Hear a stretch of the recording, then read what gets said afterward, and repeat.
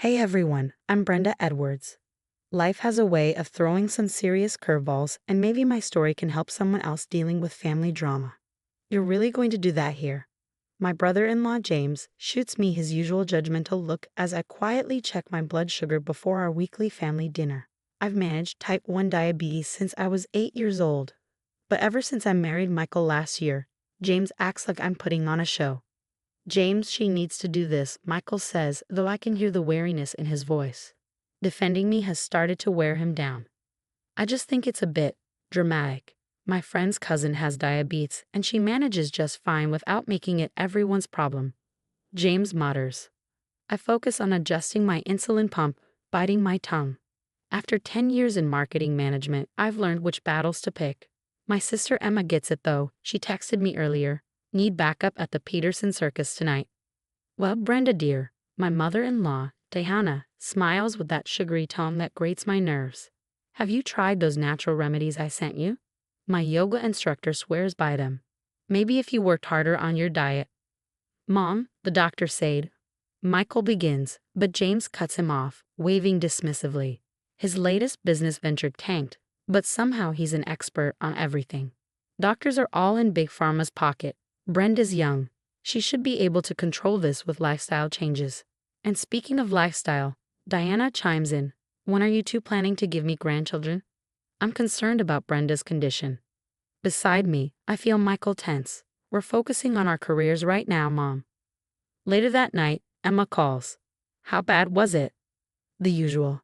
James basically called me a drug addict, and Diana's worried my defective genes might taint her grandchildren. What did Michael say? I sigh, glancing at our bedroom door where I can hear Michael talking to his mom on the phone. He's trying, but I don't know him. Last month, he actually asked if I could do my injections in private. Apparently, it makes his family uncomfortable. That's messed up, sis. This isn't normal. They don't get to question your literal medical condition. Family doesn't mean they can treat you like this. Emma's voice is firm. James is just bitter because he can't keep a business running for 6 months, and Diana's been enabling his garbage behavior since forever. I hear Michael wrapping up his call. I've got to go. Thanks for being my sanity check. Always here for you, sis, and Brenda, don't let them make you doubt yourself.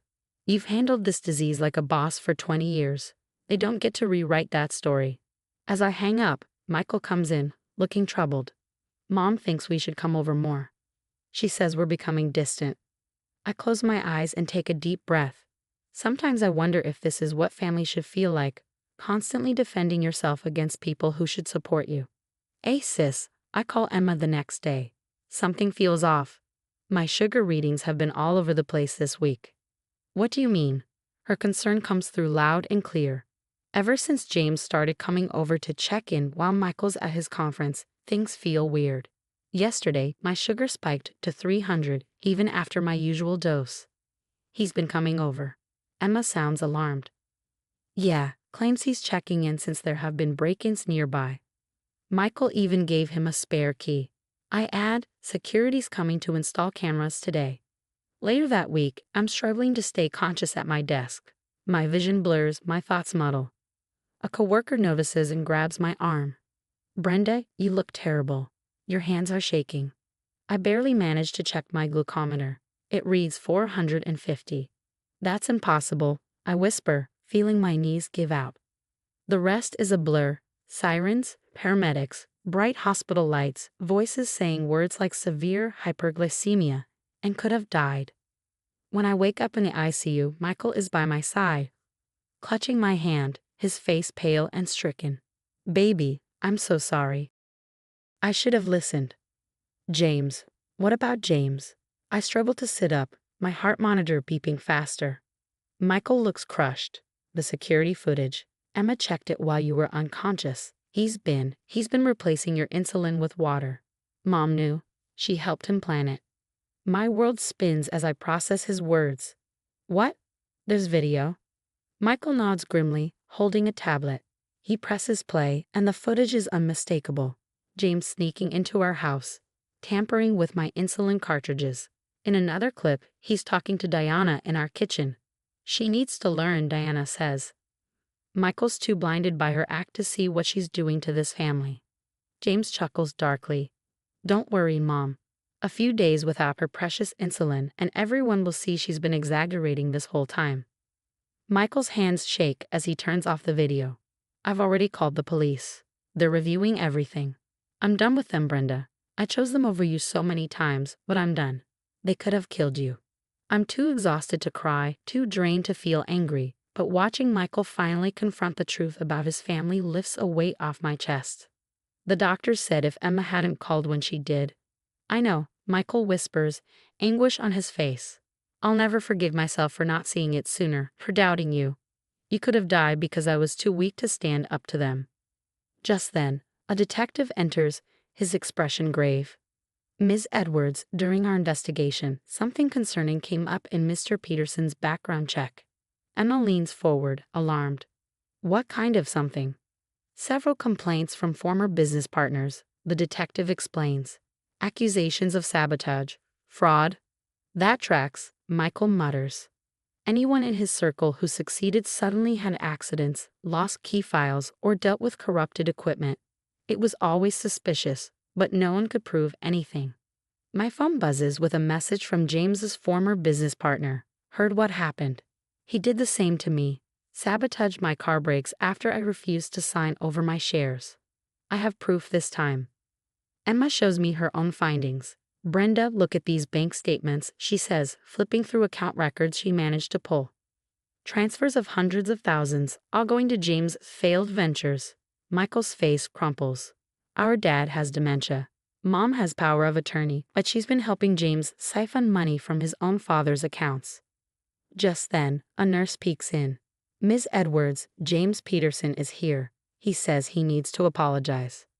No, my voice is stronger than I feel. I don't want to see him. But it's too late. James pushes past the nurse, his eyes red and frantic. Brenda, please. I never meant. I just wanted to prove. Prove what? I snap, the fury breaking through my exhaustion. That I'm faking. Congratulations, you nearly killed me. You don't understand. Mom convinced me that. Get out, Michael says, standing between us, his voice ice cold. Out before I call security. Come on, Mike, we're family. Family? Michael's voice cracks. You tried to murder my wife, and now I find out you've been stealing from Dad? Mom's been covering up for you this whole time.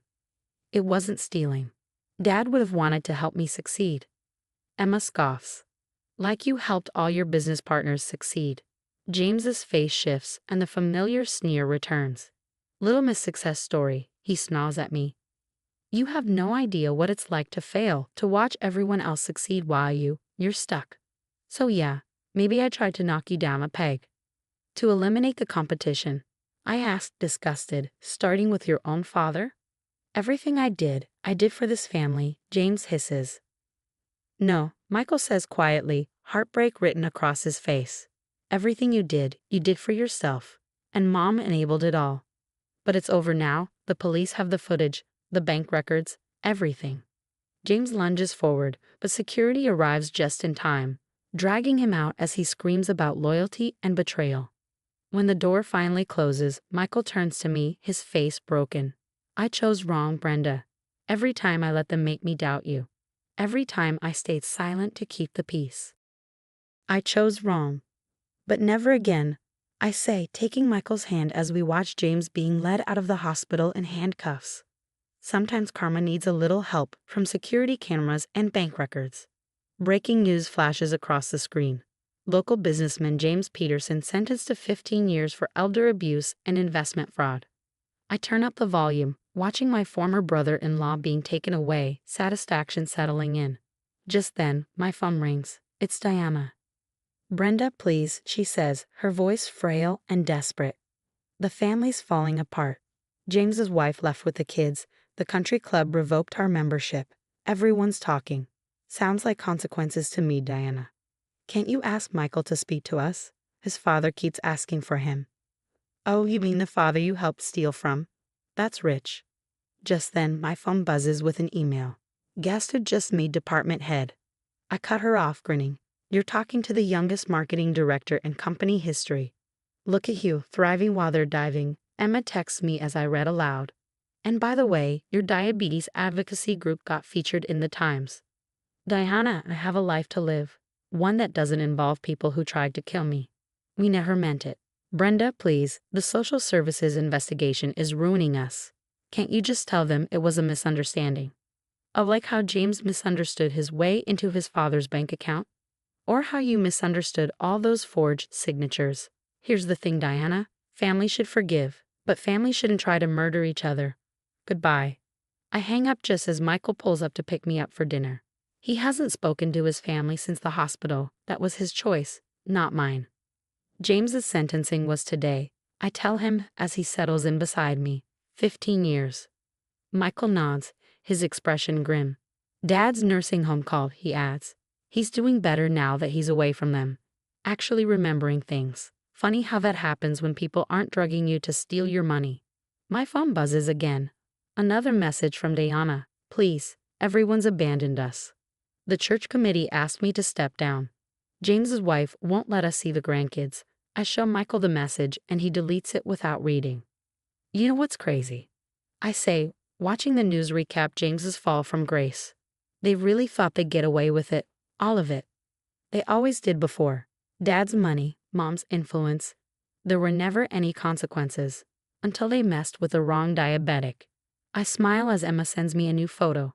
Diana leaving the social services building, hiding her face from reporters. No more charity galas, no more social clubs. Just a lonely woman, now stripped of her illusion of control and respect. Ready for dinner? Michael asks. That new place downtown? I smile. Yeah, just let me check my insulin. My real, untampered insulin. As we leave, I glance at the news one last time. James in handcuffs, Diana in disgrace, their victims finally getting justice. And me? I'm not just surviving. I'm thriving. Sometimes the best revenge isn't what you do to toxic people. It's living your best life while karma does the heavy lifting. So, what would you do if you discovered your own family had been gaslighting you about your health? Would you press charges immediately, or would you gather evidence first, like I did? And here's something to consider. Was Michael partially responsible for enabling his family's behavior by not standing against them sooner? Should he have seen the red flags? I'm curious to hear your stories of dealing with toxic family members and how you handled betrayal from those who were supposed to protect you. Did you cut ties completely or try to maintain a relationship? Leave your thoughts in the comments below.